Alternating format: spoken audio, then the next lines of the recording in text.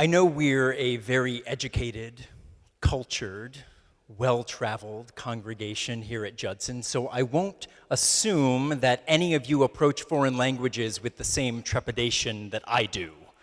But since it's Pentecost Sunday, basically the birthday of the Christian church, I figured I'd take this celebratory opportunity when we all might be feeling a bit more generous to make a bit of a confession. I am an absolutely terrible foreign language student. I took German in middle school, Spanish in high school, French in college, and even though I had thoughtful, caring teachers for all three, in every instance, I would take 2 semesters, get right up to that point where I knew just enough to feel like I should know more, and just too little enough to feel like I would never actually be able to communicate, and I would jump ship every time. So up to now, as an adult who basically speaks English pretty well, I essentially know how to say, in German, I must have an apple. In Spanish, where is the library and or bathroom? And in French, basically nothing that would get me to food, books, or a toilet, the 3 things I love most. So it was with no small amount of jitters that I realized following November's election and the panicked, daunting upswing in Judson's work with immigrants that it would behoove me to at least begin to learn Spanish, in an act of solidarity with many of the folks who come to our office for information, comfort, and aid. Now, little did I know that this very, very tiny act of linguistic solidarity would also usher in all kinds of soul-shaking spiritual awakening. But before I get to that part in the sermon where I try to give the inspirational takeaway, I must make something very clear.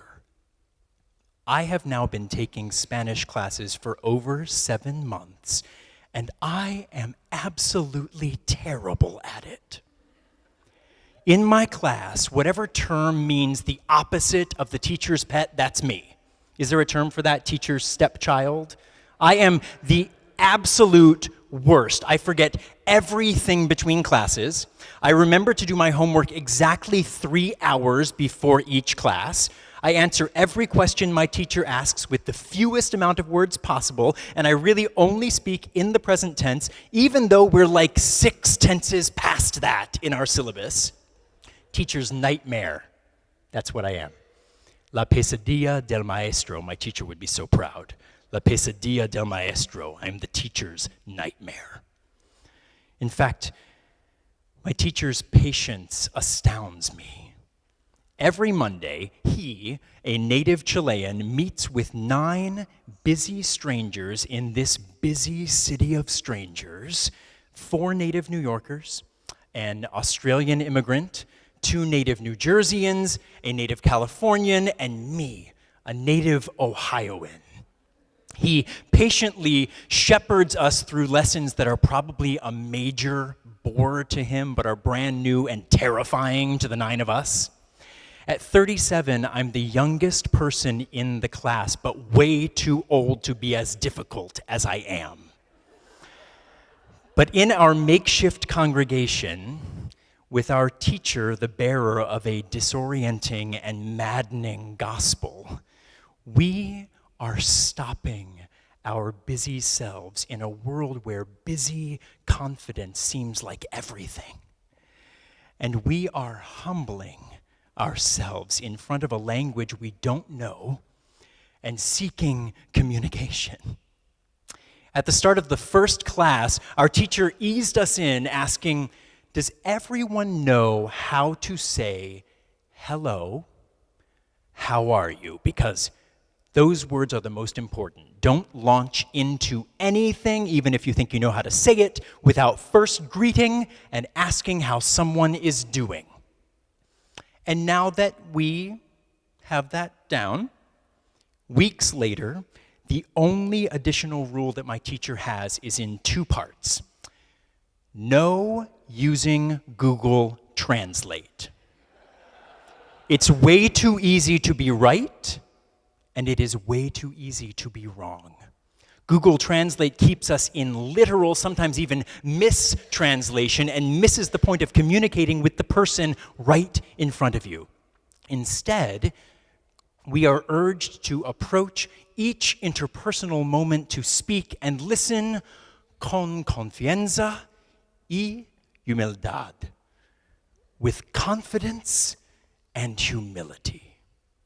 Our teacher tells us to be fine being wrong and to be fine needing help. And I have enough of a problem with these two things in front of people I love, let alone 9 strangers.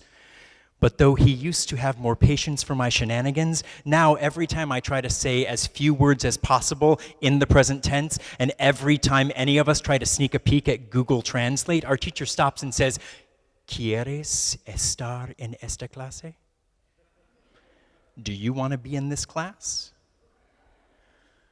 Confianza y humildad. And by God, we are getting better. And by God, it is not happening as quickly as I want it to. Basically, I now know enough Spanish to become completely paralyzed the moment anyone at an ICE check-in or at our asylum clinic speaks to me in Spanish. I know just enough to lose my confidence and hide in humility.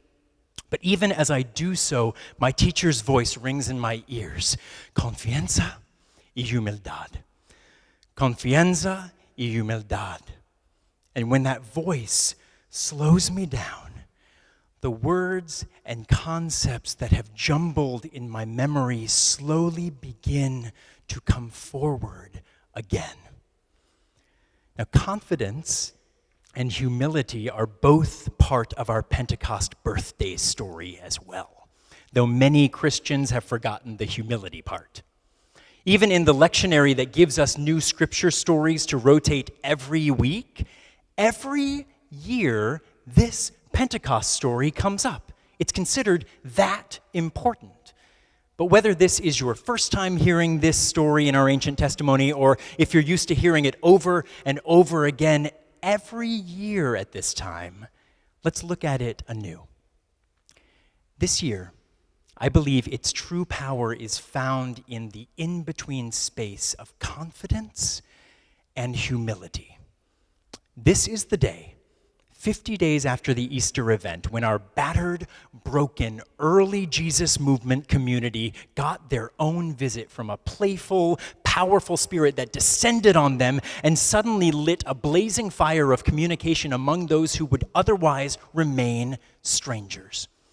In this tale, this mysterious force, this fount of every blessing, this exact spirit they believed had been at work in their leader Jesus, violently interrupted the mournful complacency of Jesus' followers, and they began to speak with confidence in languages that they had never thought they could even begin to understand.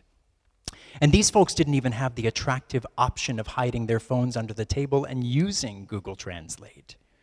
What they had, at least in our own mythological tradition, was a Holy Spirit rushing in and empowering them when they were at their lowest, when they were fresh from mourning the political assassination of their leader and spreading stories of his resurrection and flailing around looking for ways to hold this budding community together. They were filled with a wind that did something not just to them, but through them. Our translation says that our gospel bearers were amazed and perplexed. And though we've found ways to make amazement seem like a good thing, this kind of amazement sounds pretty uncomfortable and bewildering. As we revisit this classic Christian story again this year, if we take nothing else new from it, I hope we will take this.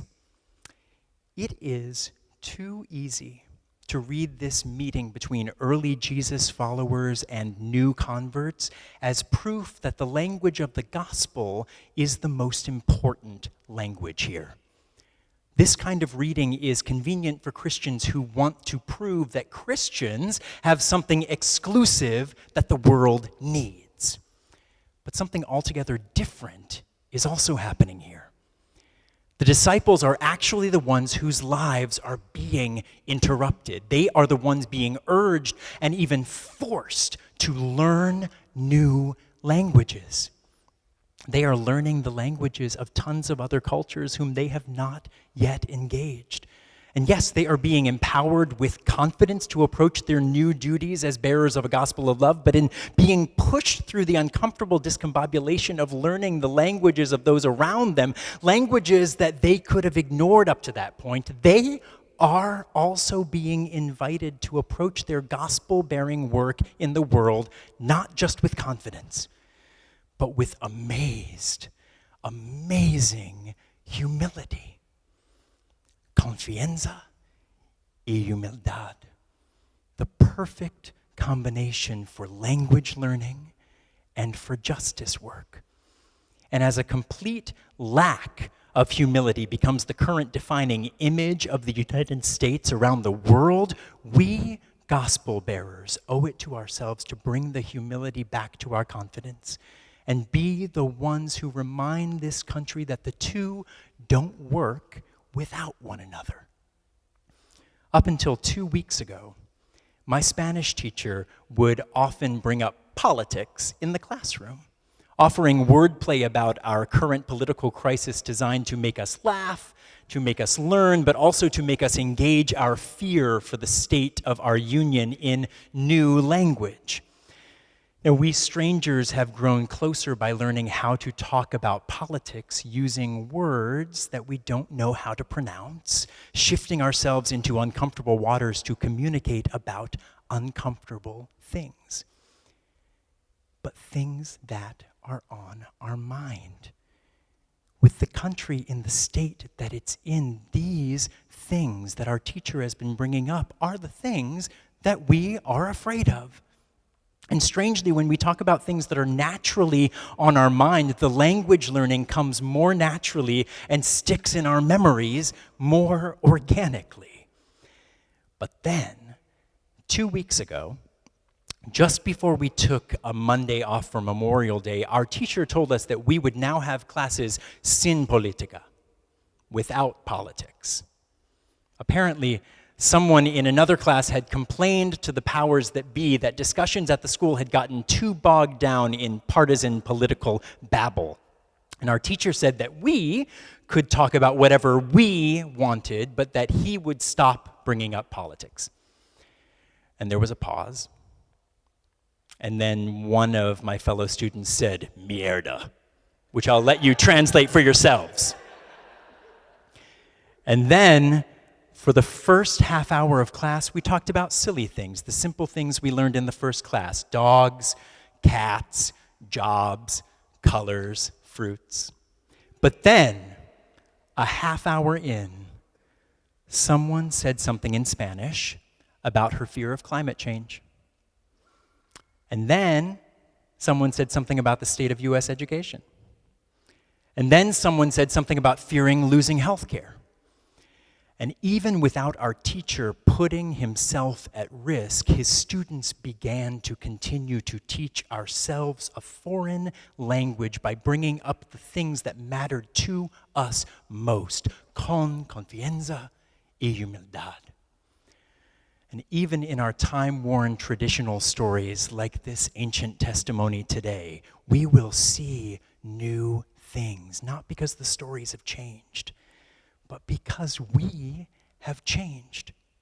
And the language of everything around us, the fully formed languages of those migrating to or simply working to remain in our country, the shifting language of gender identity, the terrifying language of a planet whose natural resources are in immediate, grave danger, these things must be engaged with the confidence of a community ready to assert and the humility of a community ready to learn. Google Translate won't help us here with any of it. And trying to hide from discomfort and politics won't help us either. What will help us is the continuing spirit of an ancient tradition in which our ancestors approached their work in the world as both educators and students. And the good news of our old, ancient gospel is that confidence and humility work hand in hand to form connection where mournful loneliness once was. Where overconfidence reigns, loneliness festers. Where complete lack of confidence stagnates, loneliness lords. In this community of both confidence and humility, we have the tools and the connections to lift one another up when the burden of either threatens to push the other out. And these old tables that we're sitting at, where we bring our confidence and our humility, and where we, young and old, seek new visions and new dreams, these symbols of communion work best when we don't hide from the politics outside these walls, but also practice a different way that moves beyond the bluster the powers use to divide us. This table is where we come to give the gifts we have and to receive the gifts we lack. And it starts by making conversation.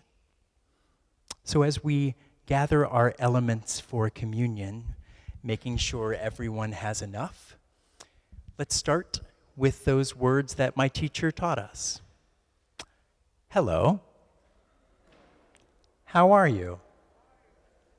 And go from there. Con confianza y humildad. Go for it. We'll gather you back up in a second.